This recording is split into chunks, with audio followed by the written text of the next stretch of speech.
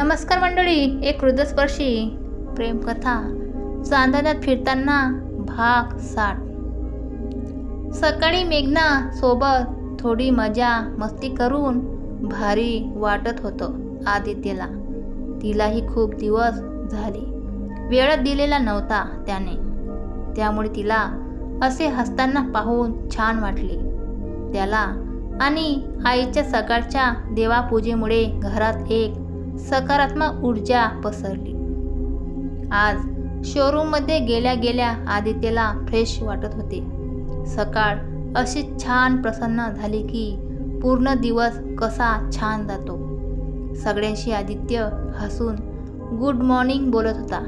इतक्या लहान वयात हे सगळं वैभव त्याने उभं करून दाखवलं होतं, पण याचा जरा सुद्धा गर्व नव्हता त्याला। लहानपणी वडिलांना बघत बघतच तो मोठा झालेला। त्यांचे वागणे, बोलणे, सगळ्यांशी प्रेमाने राहणे, अगदी सगळेच गुण त्याच्यात उतरले होते। तो अगदी साधा होता, त्याला बिझनेस मधले डावपेच कधी कळलेच नाही, पण ह्या अशा वागण्यामुळे सगळ्यांची मने त्याने कधीच जिंकली होती। त्यांचे 3 मजली शोरूम होते। आतमध्ये गेल्या गेल्या पहिले चांदी विभाग, पहिल्या मजल्यावर सोने विभाग आणि सगळ्यात वरती कारखाना होता, जिथे कामगार दागिने घडवत होते तर काही रिपेअर करत होते। त्याचे स्वप्न आहे पुढील काही दिवसात आता हिऱ्यांचे दागिने सुद्धा आपल्या शोरूममध्ये असावेत आणि लवकरच ते पूर्ण सुद्धा होणार। यासाठी त्याने बरीच रक्कम इन्व्हेस्ट केली होती। आता फक्त त्या दिवसाची वाट बघत होता ज्या दिवशी हिऱ्यांचे कलेक्शन त्याच्याकडे येतील। मेघनासाठी हे खूप मोठं सरप्राईज होतं। आदित्यला तिला इतकं खुश ठेवायचं होतं की तिने जे स्वप्नात सुद्धा पाहिली नाही ती सगळी सुख मेघनाला द्यायची होती। आईच्या कष्टाचं फळ तिला मिळणार होतं आणि गार्गीला तर तिच्या लग्नात काय काय घ्यायचं याची तयारी सुद्धा तो आत्ताच करून ठेवत होता। किती विचार करायचा आदित्य सगळ्यांचा, आई, बहीण, बायको, मित्र, शोरूममधले सगळे कर्मचारी, प्रत्येकाचा विचार करायचा। त्याच्या आयुष्यातील एकूण एक व्यक्ती त्याच्यासाठी खास होती। संध्याकाळ होत आली आणि इतक्यात अचानक शोरूममध्ये धावपळ सुरू झाली। वरच्या मजल्यावर असलेल्या कारखान्यात एक कामगार जखमी झालेला होता। तो कशामुळे झाला, कसा काय जखमी झाला, किती लागलं, कसं लागलं, कुणामुळे लागलं, किती नुकसान झालं, हे सगळं काही न बघता त्याने त्या कामगाराला पहिले गाडीत घेतलं आणि सरळ हॉस्पिटलमध्ये घेऊन गेला। देवाच्या कृपेने जास्त काही नव्हतं झालेलं, थोडासा हात भाजला होता, थोडक्यात निभावून नेलं म्हणून बरं, नाहीतर काय झालं असतं काय माहिती। पण तरीही आदित्यने सगळे सांभाळून घेतलं। तिकडेच हॉस्पिटलमध्ये खूप उशीर झाला, पण सगळं वेळेत झालं म्हणून आदित्यला काळजीचं काही कारण वाटत नव्हतं। थोडा जरी उशीर झाला असता तर कामगाराचा पूर्ण हात निकामी झाला असता। हॉस्पिटलचे बिल भरून तो सरळ त्याला घेऊन त्याच्या घरी गेला। कामगाराला सुखरूप घरी सोडलं आणि मग तो घरी जायला निघाला।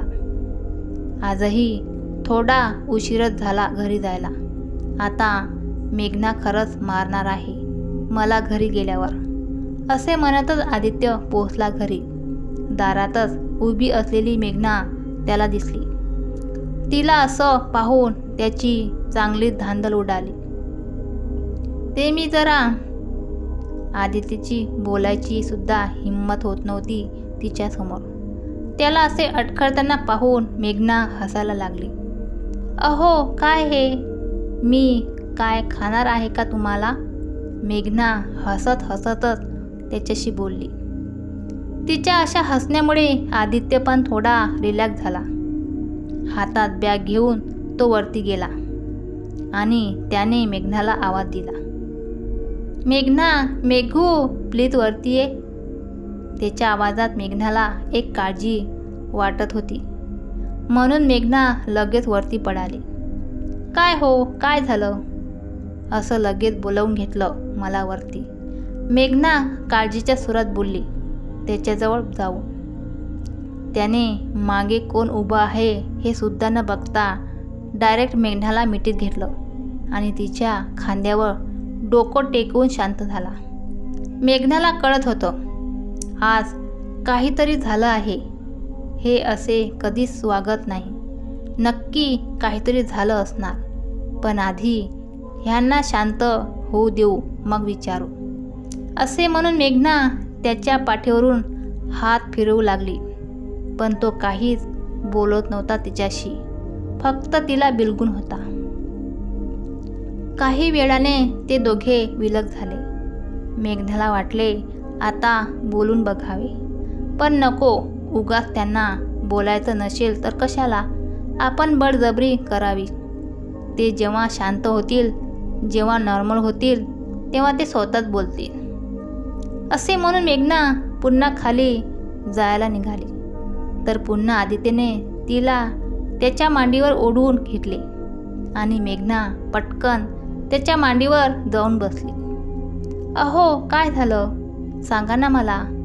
कसली भीती वाटते का? शोरूममध्ये काही झालं आहे का? मेघना त्याच्या मांडीवर बसली होती आणि याही अवस्थेत आदित्यला तिने आपल्या कुशीत घेतले होते. त्याच्या डोक्यावरून हात फिरवत कितीतरी वेळ त्याला शांत करत होती. मेघना आज शोरूममधल्या एका कामगाराचा हात भाजला. आई ग, जास्त नाही ना लागलं? हॉस्पिटलमध्ये घेऊन गेला होता ना तुम्ही? हो, गेलो होतो मी लगेच हॉस्पिटलमध्ये घेऊन.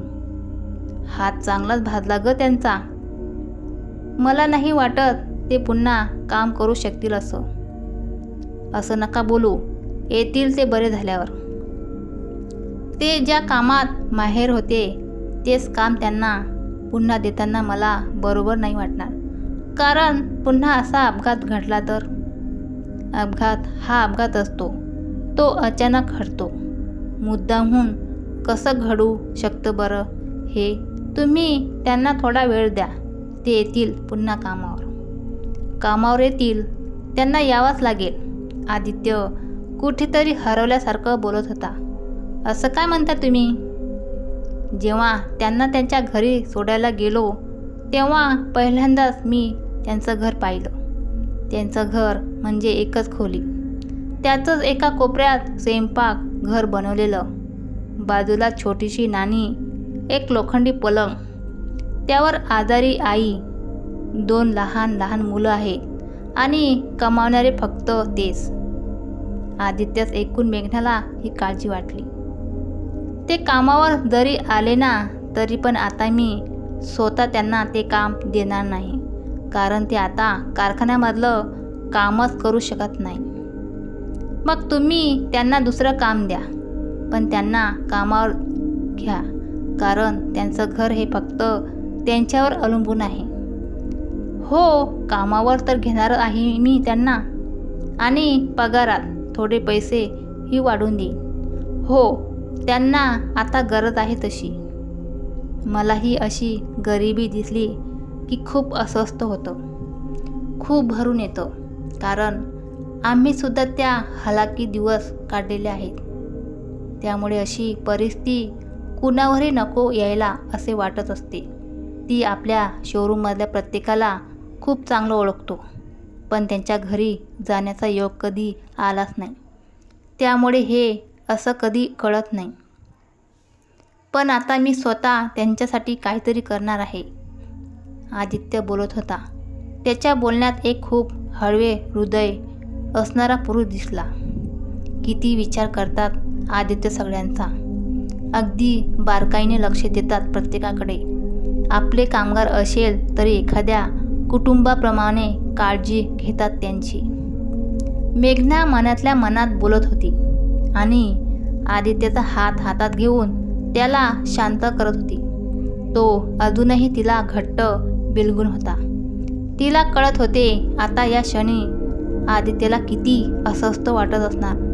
म्हणून मेघनाने सुद्धा त्याला आणखी न काही विचारता फक्त त्याच्या पाठीवरून मायेने हात फिरवत बसली होती. बघूया पुढच्या भागात. माझी कथा आवडली असेल प्लीज लाईक सबस्क्राईब करा, शेअर करा. धन्यवाद.